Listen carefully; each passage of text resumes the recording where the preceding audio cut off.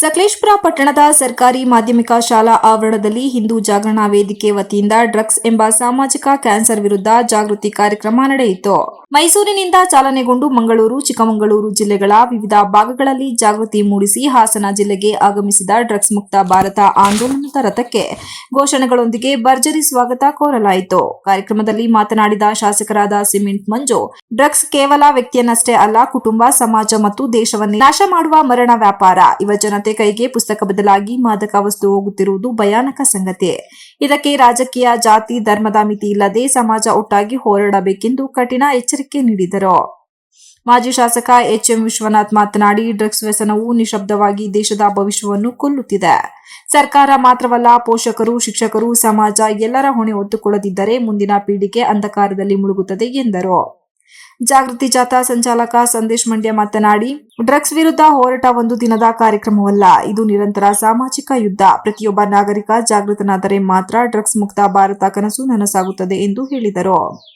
ಆರೋಗ್ಯ ಇಲಾಖೆ ಅಧಿಕಾರಿ ಯಾಸ್ಮಿನ್ ಮಾತನಾಡಿ, ಡ್ರಗ್ಸ್ ದೇಹ, ಮನಸ್ಸು ಮತ್ತು ಜೀವನವನ್ನೇ ಕುಸಿಯುವಂತೆ ಮಾಡುತ್ತದೆ. ಚಿಕಿತ್ಸೆಗಿಂತ ಮುನ್ನೆಚ್ಚರಿಕೆ ಮುಖ್ಯ. ಯುವಕರು ತಪ್ಪುದಾರಿಗೆ ಹೋಗದಂತೆ ಕುಟುಂಬ ಮತ್ತು ಸಮಾಜ ಎಚ್ಚರಿಕೆಯಿಂದಿರಬೇಕೆಂದು ತಿಳಿಸಿದರು. ಪಟ್ಟಣದ ಹಿರಿಯ ಸರ್ಕಾರಿ ಪ್ರಾಥಮಿಕ ಶಾಲೆಯಿಂದ ಹೊರಟ ಜಾಥಾವು ಪಟ್ಟಣದ ಪ್ರಮುಖ ಬೀದಿಗಳಲ್ಲಿ ಸಂಚರಿಸಿ ಸಾರ್ವಜನಿಕರಲ್ಲಿ ಜಾಗೃತಿ ಮೂಡಿಸಿತು. ವಿವೇಕಾನಂದರು ಯಾವ ರೀತಿಯ ತರುಣಗಳು ಬೇಕು ಅಂತ ಹೇಳಿದ್ರೆ 100 ಜನ ತರುಣರು ಬೇಕು. ಆ ತರುಣರಿಂದ ಭಾರತದ ಇತಿಹಾಸವನ್ನ ಬದಲಾವಣೆ ಮಾಡ್ತೀನಿ ಅಂತ ಹೊರಟವರು. ಯಾವ ರೀತಿಯ ತರುಣ ಅಂತ ಹೇಳಿದ್ರೆ ಉಕ್ಕಿನ ನರಮಂಡಲಗಳಿರಬೇಕು, ಮಿಂಚಿನ ಬುದ್ಧಿಶಕ್ತಿಗಳಿರಬೇಕು. ಆ ರೀತಿ ಏನ್ ಕೆಲಸ ಕೊಟ್ಟರು ದೇಶಕ್ಕೆ, ಸಮಾಜಕ್ಕೆ, ನಾನು ಇದೇ ರೀತಿಯಲ್ಲಿ ಹೇಳಿದ್ರು ಕೂಡ ಎಲ್ಲವನ್ನ ಬಿಟ್ಟು ಸಮಾಜಕ್ಕೆ, ದೇಶಕ್ಕೆ ಬರುವಂತ 100 ಯುವಕರು ಬರಲಿ, ಇಡೀ ದೇಶವನ್ನ ಚಿತ್ರಣವನ್ನು ನಾನು ಬದಲಾವಣೆ ಮಾಡ್ತೀನಿ ಅಂತ ಹೇಳಿ ಸ್ವಾಮಿ ವಿವೇಕಾನಂದರು ಹೊರಟರು. ಬಟ್ ಅವ್ರು ಯಾರಿಗೂ ಆ ರೀತಿಯ ಯುವಕರು ಸಿಗ್ಲಿಲ್ಲ. ಇವತ್ತು ಭಾರತವನ್ನ ಒಂದು ಕೌಶದಲ್ಲಿಟ್ಟು ಭಾರತಕ್ಕೆ ಒಂದು ಆರ್ಮಿಯ ಒಂದು ಇದು ಕೊಟ್ಟರಲ್ಲ, ಪ್ರಾಜೆಕ್ಟ್ ಕೊಟ್ಟರಲ್ಲ, ನೇತಾಜಿ ಸುಭಾಷ್ ಚಂದ್ರ ಬೋಸ್ ಅವ್ರು ಯಾರು ಅಂತ ಗೊತ್ತೇನು? ಇವತ್ತು ಬೇರೆ ಬೇರೆ ಹಂತಗಳಲ್ಲಿ ನಮ್ಮನ್ನ ರಕ್ಷಣೆ ಮಾಡುವುದು ಮೊದಲು ಯಾರು ಅಂತ ಹೇಳಿದ್ರೆ ಆರ್ಮಿ. ಆ ಆರ್ಮಿ ಕಾನ್ಸೆಪ್ಟ್ ಕೊಟ್ಟ ನೇತಾಜಿ ಸುಭಾಷ್ ಚಂದ್ರ ಬೋಸ್ರು ಅವರು ಕೂಡ ಜನವರಿ 23 ಅವರ ಜಯಂತಿ ಕೂಡ ಬರ್ತಾ ಇದೆ. ನಾವೆಲ್ಲ ಒಳ್ಳೆ ಸುಧಾರಣೆ. ಈ ರಾಷ್ಟ್ರದ ಸಂಪತ್ತೇನು ಅಂದ್ರೆ ಯುವಜನಾಂಗ. ತಾವೆಲ್ಲರೂ ಕೂಡ ಮನೆ ಪತ್ರಿಕೆಯಲ್ಲಿ ಓದಿರ್ಬೋದು, ಜರ್ಮನ್ ಅನ್ನ ಹಿಂದಿಕ್ಕಿದ ಭಾರತ ಅಂದ್ರೆ ಆರ್ಥಿಕತೆಯಲ್ಲಿ ಆಲ್ರೆಡಿ ಪ್ರಪಂಚದಲ್ಲಿ 4ನೇ ದೊಡ್ಡ ರಾಷ್ಟ್ರ ಆಗಿದ್ವಿ.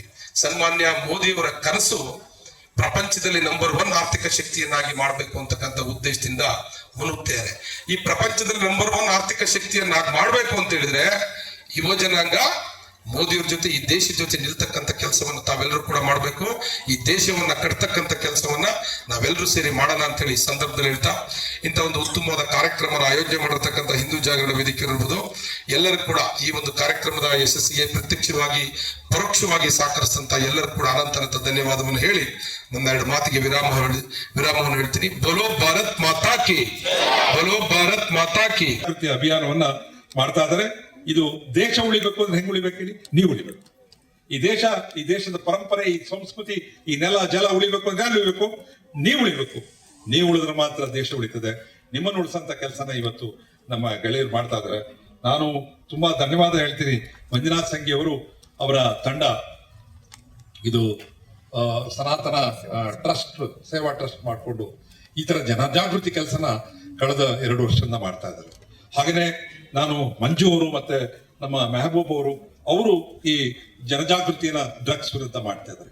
ಯಾರ ಮಾಡ್ಲಿ ಅವ್ರ ಹಿಂದೆ ನಾವು ಹೋಗೋಣ, ಯಾರ ಮಾಡ್ಲಿ ಜನ ಉಳ್ಸಕ್ ನಾವು ಹೋಗೋಣ. ಮಕ್ಕಳೇ, ನಂದೊಂದು ಕೇಳ್ತೀನಿ, ಡ್ರಗ್ಸ್ ಬೇಕಾ ನಮ್ಗೆ?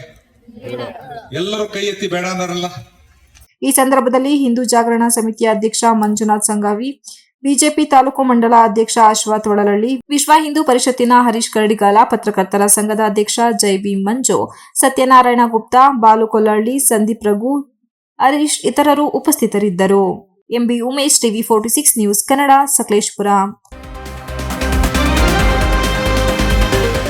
You are watching TV 46 News Kannada.